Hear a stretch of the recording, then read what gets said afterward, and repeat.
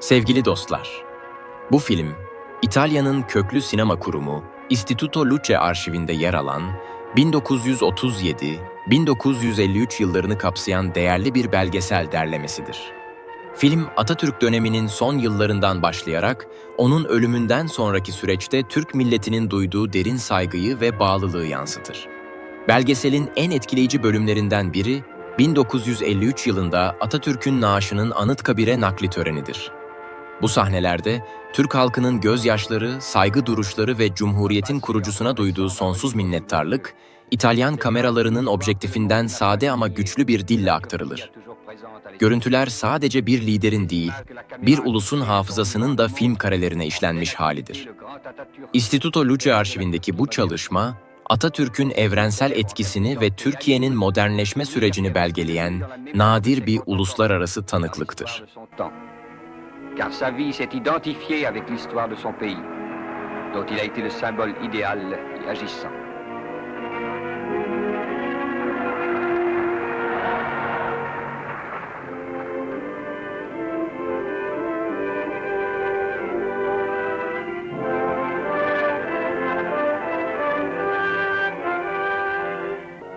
Il était présent partout, dans toutes les occasions où la patrie fêtait une réalisation, l'accomplissement d'un progrès, une conquête nouvelle. La force et la droiture de son caractère, le charme de sa personnalité attiraient tout de suite la sympathie et l'admiration des foules et des individus qui l'approchaient. Il participait avec son entrain et son affabilité coutumière à toutes les manifestations qui marquaient pour son peuple un nouveau pas en avant, un échelon vers un avenir meilleur. Qu'il s'agit de cérémonies militaires ou d'inauguration d'œuvres publiques, Kemal Atatürk était là, et il fut là jusqu'à la fin.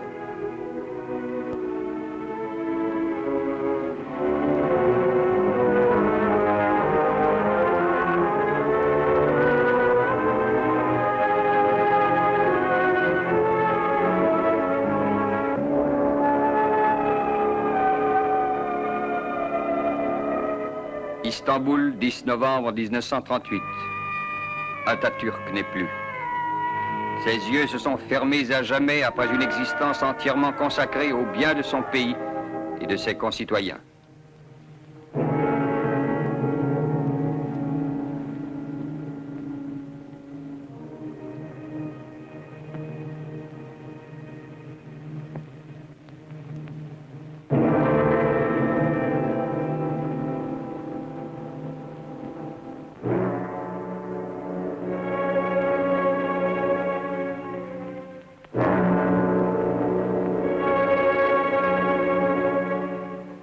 De tous les coins de la Turquie, des villes les plus peuplées aux villages les plus reculés, des montagnes les plus abruptes aux vallées les plus profondes, des centaines de milliers de citoyens sont accourus pour rendre l'ultime hommage à leur chef vénéré, à ce chef de file, derrière lequel ils ont marché confiants et enthousiastes pendant les bonnes et les mauvaises années, avec la certitude de servir la patrie et leurs semblables. Le deuil est partout, dans les villes et dans les campagnes, dans les cœurs et dans les yeux, dans l'esprit de chacun. Un voile de tristesse, de douleur profonde, d'émotions mal réprimées, de fatale résignation a recouvert d'une ombre funèbre le pays tout entier.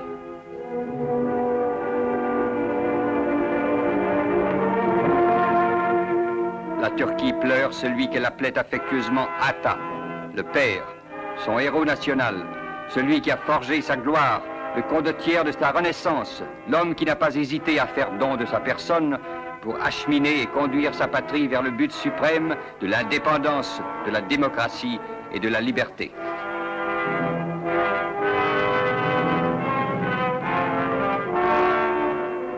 Le drapeau national recouvre le cercueil du grand disparu et toutes les larmes de la nation l'accompagnent dans les 2 premières étapes de son dernier voyage, d'Istanbul à Smyrne, de Smyrne à Ankara.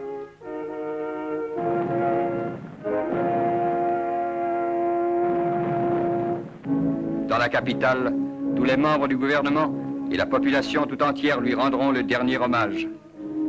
Toutes les armées du monde sont représentées et défileront devant le cercueil, car Kemal Atatürk avait forcé l'admiration du monde. C'est pourquoi le deuil de la Turquie est aujourd'hui un deuil qui déborde ses frontières et s'étend à tous les pays civilisés.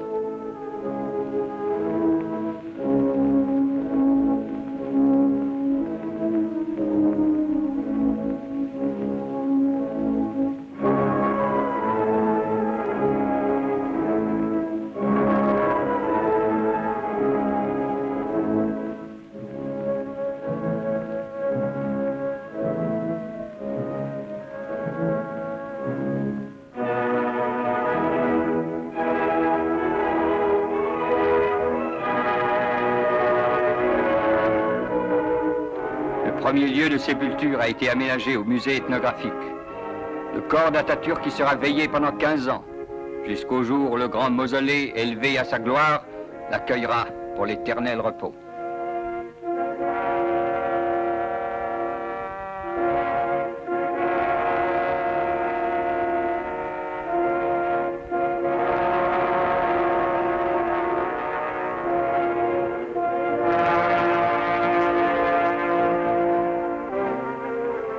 Ankara, 10 novembre 1953. La pluie qui avait déferlé jusqu'à la veille sur la capitale a cessé comme par enchantement. Le ciel s'est éclairci. Le soleil a voulu inonder de lumière l'aube de cette journée qui restera mémorable dans les annales de l'histoire turque. Aujourd'hui, la nation rendra à son chef aimé l'hommage le plus sublime, le témoignage d'une reconnaissance profonde et illimitée. Un immense frémissement parcourt la ville et son écho se fera sentir dans les centres les plus lointains du pays au moment où le cercueil du père de la patrie sortira de sa demeure provisoire pour accomplir la dernière étape du dernier voyage. Dans cette ville d'Ankara, que la volonté d'un seul homme fit le cœur de la nouvelle Turquie républicaine. Dans cette Ankara, qui après avoir été le centre d'où fut conduite la guerre d'indépendance, devint le symbole du pays libéré et régénéré.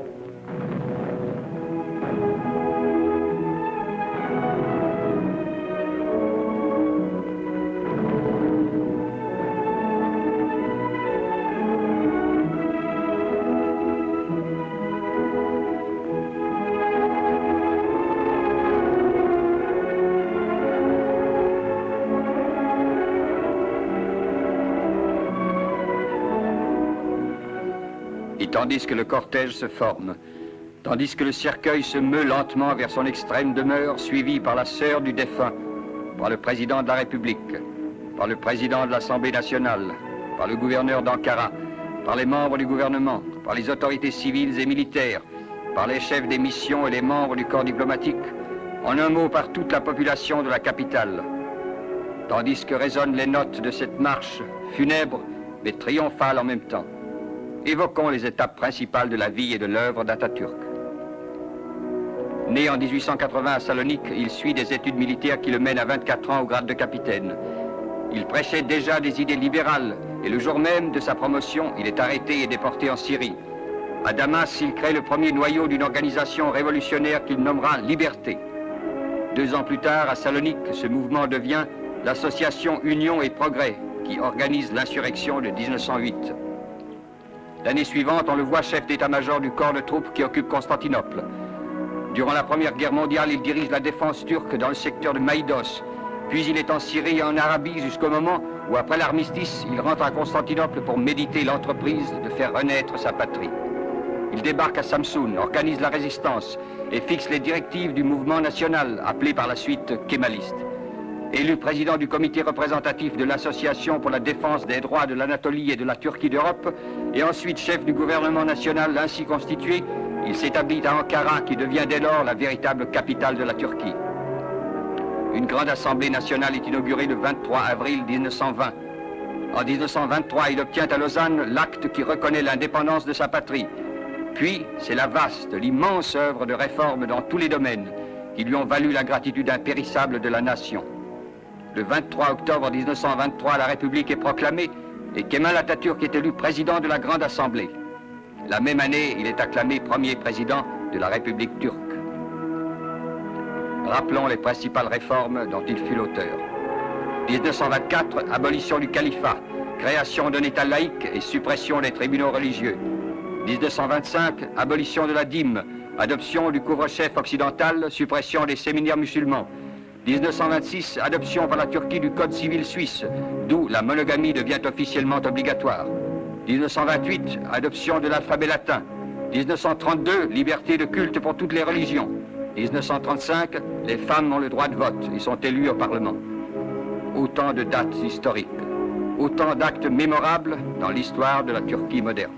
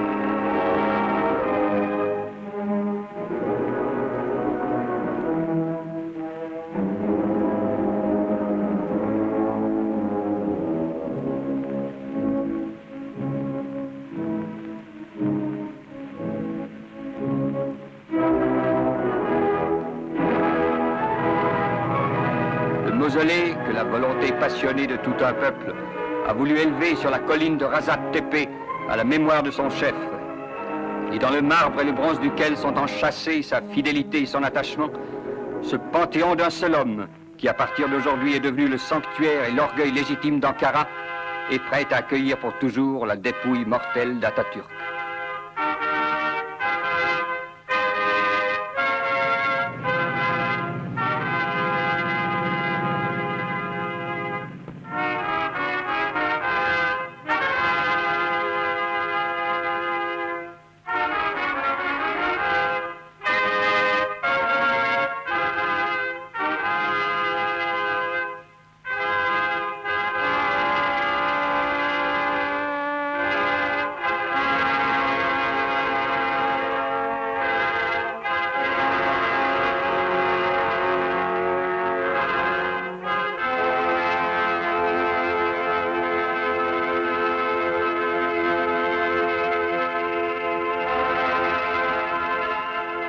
Écoutons l'hommage de la patrie prononcé par le président de la République.